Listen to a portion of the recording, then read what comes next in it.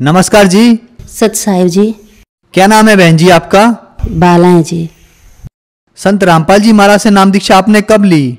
2014 में भी। बहन जी आप कहाँ के रहने वाले हैं? कैथल के। संत रामपाल जी महाराज से नाम दीक्षा लेने से पहले क्या आप कोई भक्ति साधना करते थे? हाँ जी करते थे। राधा स्वामी ब्यास डेरे से नामदान ले रखा था 1995 में। और हम बहुत सेवा करते थे जी। महीने में 4-4 5-5 बार जाते थे। जैसे महीने में 4 बार सत्संग होता तो 4 बार ही जाते थे। आगे पंडाल में सेवा ली हुई थी। बहुत सेवा करी हमने। जैसे मंड की सेवा भी करी और नर्सरी की सेवा भी करी, पंडाल में भी की और ऐसे ही सड़कों पे भी की। बहुत ज़्यादा सेवा की जी। कोई ऐसा भंडारा नहीं हम छोड़ते थे भी जहाँ सेवा पे ना जाएं।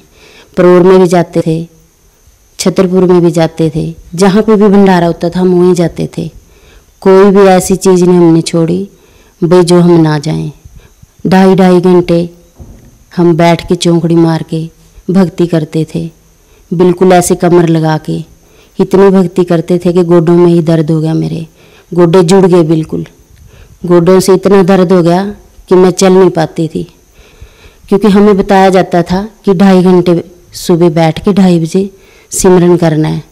2.5 घंटे करना है बैठ के, और जितना भी हो सके दिन में भी करना है पूरा आंखें बंद करके। इतनी आंखें बंद करके बैठते हम 2.5 घंटे, उठ के नहा के धो के। कभी भी कुछ भी हमें नहीं दिखा, कभी भी कोई चीज़ के दर्शन नहीं हुए। हमें कहते थे कि दर्शन होंगे। क्या दर्शन होते थे? कुछ नहीं, बस यही थोड़ा चानना दिख जाता था और कुछ नहीं दिखता था। कोई आवाज़ नहीं आती थी, कोई कुछ भी नहीं आता था। वो कहते थे धुन सुनेगी तुम्हें। कभी भी धुन नहीं सुनी हमें 18 साल में। तो आपने राधा स्वामी डेरा ब्यास की कितने सालों तक भक्ति की? हमने 18 साल की जी। बहन जी आपने बताया कि आपने राधा स्वामी डेरा ब्यास से जो भक्ति साधना ली, उस भक्ति साधना को आपने 18 साल तक किया। तो जो भक्ति साधना राधा स्वामी डेरा ब्यास से आपको मिली, क्या आप हमारे दर्शकों को बता सकते हैं कि आपको वहां से क्या नाम दीक्षा मिली जिसकी साधना आपने 18 साल तक की? जो हमें बाबा गुरविंदर सिंह ढिल्लों ने भक्ति दी थी, ये 5 नाम थे। ज्योत निरंजन, ओंकार, सोहंग, रारंकार, सतनाम। 2.5 घंटे बैठ के हम सिमरन करते थे। इतना सिमरन करते थे, इतना सिमरन करते थे कि गोडे जुड़ गए हमारे। गोडों से चलना भी बहुत मुश्किल होगा। तो बहन जी आपने जो राधा स्वामी डेरा ब्यास से नाम दीक्षा ली, उसका सुमरण 2-2.5 घंटे रोज 18 साल तक किया। तो इन सब भक्ति साधनाओं से आपको क्या लाभ मिले? कोई लाभ नहीं हुआ जी, हमें कोई फायदा नहीं हुआ कोई भी। उससे गोडे और जुड़ गए मेरे, कमर और जुड़ गई। कमर जवाब देगी बिल्कुल। चलने में इतनी ज़्यादा दिक्कत आती थी मुझे, मैं चल नहीं पाती थी।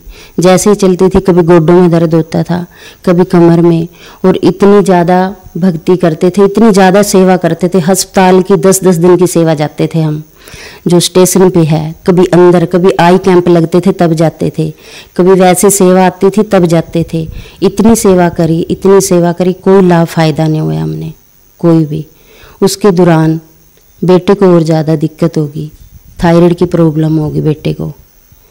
बहुत इलाज करवाया, कोई राम नहीं आया। बस करते चले हम भक्ति। फिर भी लोक लाज में भी क्या कहेंगे हमें दुनिया वाले। करते रहे करते रहे, कभी कोई लाभ फायदा नहीं हुआ। उल्टा हमारी दुकान बनने लगी तो हमारी दुकान नहीं बनी। दुकान बनने के बजाय कमेटी वालों ने हमारे ऊपर ही केस डाल दिया और जितना भी मटेरियल था सारा उठा के ले गए। कुछ नहीं छोड़ा हमारे पास, हमारे ऊपर केस डाल दिया उन्होंने। हमने फिर बाबा जी से अरदास करी कि बाबा जी हमारे साथ ऐसे से बन गया। बाबा जी ने बोला बेटा ये तो तुम्हारे कर्मों का ही है, कर्मों का है, ये तो तुम्हें भुगतना ही पड़ेगा। हम बहुत साल केस लड़े, बहुत साल। वो केस हमारा बीच में ही छूट गया और ना ही हमारी दुकानें बन पाई। बीच में ही दुकानें रह गई, बीच में ही हमारा केस लटक गया और इतना पैसा लगा, कोई भी क्लियर काम नहीं हुआ। फिर भी हम भक्ति करते रहे करते रहे। इसके अलावा हम शिव जी के भंडारे लगाते थे और देसी घी के लगाते थे। शिवरात्रि से अगले दिन पहले पूरे दिन और पूरे रात हम हवन करते थे। मेरे जो पिताजी थे ससुर जी, वो पूरी रात हवन करते थे देसी घी के, पंडितों को बुला के। पहले मंदिर में करते थे, फिर घर पे करने लगे। हर साल हमने ये भंडारे कम से कम 20 साल लगाए देसी घी के। और साथ में मेरे पति भी करते थे। इतनी हमने उनकी भी भक्ति साधना करी, वो बचपन से ही करते थे मेरे ससुर जी, तो फिर हम भी इसी उसमें लगे थे और चोरी से हम मान लो उधर से नाम ले रखा था हमने। तो ये भक्ति करते करते करते करते उनसे भी कोई, हमें शिव जी से भी कोई लाभ फायदा नहीं मिला। मेरे पति जी के और उल्टा पेट में दर्द रहने लग गया। हमने बड़ी दवाई इलाज करवाए, पटाले में भी दिखाया, कैथल में भी, कोई डॉक्टर ऐसा नहीं छोड़ा। अल्ट्रासाउंड, MRI, हर चीज़, एक्सरे और टेस्टों का तो कोई घाटा ही नहीं भगत जी, सब जगह दिखाया, कोई राम नहीं आया उनको। दर्द ऐसे रहता ही था, ऐसे कहते थे मेरे पेट में ऐसे लगता है मुझे कोई चीज़ है जैसे वो सिलगती रहती है, हर टाइम भी दर्द रहता ही है। कभी कमर में दर्द हो जाता, कभी गुद्दी में, कभी पेट में दर्द हर समय रहता था। तो हम तो पूरा परिवार भगत जी कहीं कहीं दिन व्रत भी रहते थे। और जो ऐसे श्राद्ध वगैरह आते हैं उनमें भी पाठ रखवाने, और जो नराते आते हैं इनमें भी पाठ रखवाते थे। और मैं खुद शेरा वाली की इतनी भक्ति करती थी, बहुत ज़्यादा। रात को जैसे नराते आते, रात को 2:30 बजे ही मंदिर में चली जाती थी। हमारे घर से लगभग 2-3 किलोमीटर है। रात को जैसे रामलीला के दिन होते, रामलीला खत्म होती तो मैं तभी चली जाती थी नंगे पैरे। उधर से भी मेरे को कभी कोई लाभ फायदा नहीं हुआ। बड़े व्रत रखे, परनवासी के भी व्रत रखती थी मैं, सोमवार के भी रखती थी। सोमवार के मैंने कई कई दफ़ा रखे, 16-16। कभी दूध के रखती थी, कभी चूरी के रखती थी, कभी फल के रखती थी, कभी कोई चीज़ के रखती थी। कभी कोई लाभ फायदा नहीं हुआ भगत जी हमें। तो बहन जी, आपने बताया कि आपके परिवार में आपने राधा स्वामी डेरा ब्यास से नाम दीक्षा ली हुई थी और उनकी 18 साल तक भक्ति साधना की। इसके अलावा आपके परिवार वालों ने आपने शिवजी भगवान की भक्ति की, भंडारे लगाए और शेरों वाली माता की भी भक्ति की, व्रत भी किए। तो इन सब भक्ति साधनाओं से आपको कोई लाभ नहीं मिला, बल्कि आपके परिवार में आर्थिक नुकसान हुआ, आपको शारीरिक नुकसान भी हुआ। आपके पति के पेट में दर्द रहता था। तो ये सब दुख झेलते झेलते आपको संत रामपाल जी महाराज के बारे में जानकारी कहाँ से मिली? संत रामपाल जी 2002 में कैथल में आए थे जी। वहाँ से पता लगा हमें, जैसे लॉसमेंट हो रही थी भी, यहाँ पे एक संत जी आएंगे, संत रामपाल जी, नाम दीक्षा लेनी है, सत्संग सुनना। तो मेरे पति और बड़ा बेटा चला गया, वहाँ से वो नाम लेके आ गए संत रामपाल जी से। तो वो जैसे ही भक्ति करते, हम कहते आप ये क्या कर रहे हो, हम तो शिव जी को मानते हैं या राधा स्वामी को मानते हैं, आप क्या कर रहे हो? वो कहते हम संत रामपाल जी की भक्ति लेके आए हैं। हम कहते हमें नहीं पसंद है जो आप ऐसे प्रणाम कर रहे हो, लुक लुक के ये कर रहे हो। दरवाजा बंद कर लेते थे जब वो परमात्मा को प्रणाम करते थे, संत रामपाल जी को दरवाजा बंद कर लेते, तो हम हटा देते उनको, ये नहीं करना। कि मैं खुद इतना गलत बोलती थी गुरु जी को, संत रामपाल जी को, ऐसे ऐसे शब्द बोलती थी। मैं आज सोचती हूँ मेरी जुबान कट क्यों नहीं गई जो मैं ऐसे शब्द बोलती थी परमात्मा को। मुझे भगत जी समझाता, जो मेरे पति जी हैं, भी नहीं ये परमात्मा आए हुए हैं। मैं कहती नहीं, हमने इससे नाम नहीं लेना, हम तो राधा स्वामी ब्यास से जुड़े हुए हैं, हमने नाम लेना। ऐसे वो कहते रहते हैं हमारे को सभी को भी, आप भी नाम ले लो, आप भी। हम 15 मेंबर हैं घर के, हम कोई उनकी बात नहीं मानने को तैयार होता था। बस फिर बड़ा बेटा को उन्होंने समझाया, ज्ञान गंगा दी, भी बेटे आप ये पढ़ो, और मेरे से तो कोई नहीं मान रहा है, परमात्मा ही दया करेंगे इनके ऊपर, आप पढ़ो और इनको समझाओ। फिर बड़े बेटे ने किताब पढ़ी ज्ञान गंगा, उनको समझ लगी। उन्होंने सत्संग सुना परमात्मा का, संत रामपाल जी का। उनको जैसे जैसे समझ आता रहा, उन्होंने अपनी जो पत्नी है उसको दिलवाया पहले परमात्मा का ज्ञान, संत रामपाल जी का। जब वो दोनों ले आए, फिर वो हमें समझाने लगे, तो भी मम्मी आप नाम लो, ये परमात्मा आया। हम कहते ना, तुमने ले लिया ठीक है, हमने ये नाम नहीं लेना और ना ही हमारे समझ में आता है ये। मैं फिर गलत बोल देती थी। तो मेरा बेटा कहता, मम्मी आप गलत मत बोलो, ये परमात्मा, आप एक दिन रोओगे, पछताओगे। मैंने कहा मैं नहीं रोती, तुम खुद रोओगे। वो फिर ऐसे हम माने नहीं। उसने फिर क्या करा, अपने सास ससुर को नाम दिलवाया करनाल से, उनको समझाया, वो मान गए, उन्होंने नाम ले लिया।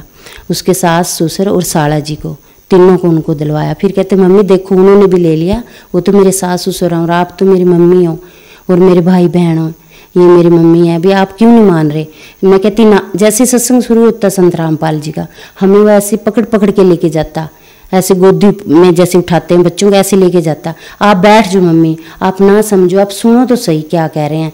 मैंने कहा ना, मैंने तो देखनी नहीं, इनकी शक्ल नहीं देखनी। इतना गलत बोलती थी जी मैं, इतना गलत बोलती थी, बयान नहीं कर सकती, मैं इतनी गलत गलत बातें कहती थी। तो वैसे ऐसे ही परमात्मा की दया हुई जी। मेरी नंद की बेटी की शादी बरवाला में हुई थी, संत रामपाल जी के आश्रम में। तो मेरी सिस्टर भी शादी में आई। तो मेरी सिस्टर को इतना अच्छा लगा यहाँ का माहौल, यहाँ की भक्ति, यहाँ के बंदे सब भगत जी करके बात कर रहे थे। तो इतनी ज़्यादा उनको अच्छा लगा तो वो नाम लेके चले गए। तो फिर ऐसे धीरे धीरे करके 2014 में 7वें महीने में हम पूरे 15 के 15 मेंबर जुड़ गए। एक ही महीने में पूरे परिवार ने नाम ले लिया। बहन जी, जैसा कि बताया जाता है कि संत रामपाल जी महाराज से नाम दीक्षा लेने वालों को बहुत लाभ मिलते हैं, और आपको तो बहुत सारे दुख भी थे। तो क्या संत रामपाल जी महाराज से नाम दीक्षा लेने के बाद आपको कोई लाभ भी मिले? सर जी इतने लाभ हुए, अगर मैं जैसे शाम को गिनाने लगूं तो दिन निकल आएगा, अगर सुबह में गिनाने लगूं तो रात हो जाएगी। इतने लाभ दिए परमात्मा ने हमें। जो हमारी दुकान का केस चला हुआ था कमेटी में, जो नहीं बनी थी, परमात्मा से हमने अरदास लगाई उसकी भी, परमात्मा संत रामपाल जी से, परमात्मा हमारी ऐसे से दुकान का केस चला हुआ है और हमें कमेटी वाले बनाने नहीं दे रहे हैं भी, हम क्या करें। परमात्मा ने कहा, संत रामपाल जी ने, बेटे आप दुकान बनाओ, कोई भी आपको रोकने नहीं आएगा, आप निश्चिंत होकर बनाओ। जैसे भगत जी हमने परमात्मा से प्रार्थना लगाई और परमात्मा ने हमें आदेश दिया, बनाओ बेटे, कोई नहीं आएगा और किसी को भी एक रिश्वत की 5 पैसे भी नहीं देने, बिल्कुल भी, और कोई भी नहीं आएगा तुम्हारे पास।